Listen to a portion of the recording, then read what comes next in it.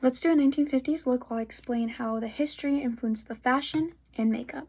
The 1950s were a time of change. Revolutions were happening, the Cold War had recently ended, and America was currently trying to promote nuclear families.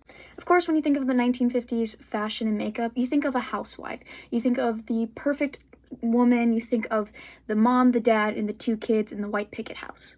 Two major factors influenced how women started to dress in this time period: the economic boom and all the men coming back from war.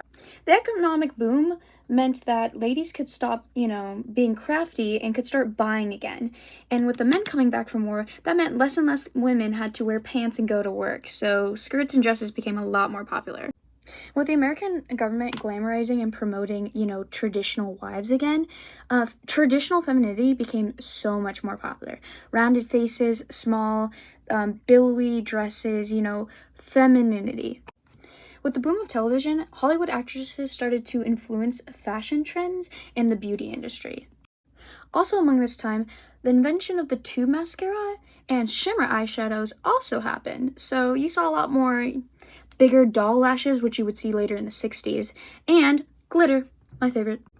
Now, while the American government was pushing this perfect image of suburbia and, the perfect family, counterculture and rock and roll really started to emerge in the 1950s. Also, we can't forget that during the 1950s, the civil rights movement was at its highest level of visibility. So while the times were supposed to be about tradition and conformity, Black Americans were now also influencing the fashion industry. Best outfits and denim, which was once seen as a fabric for the lowly working, started to become super popular among the middle class. And of course, women across the board were rocking that iconic red lip.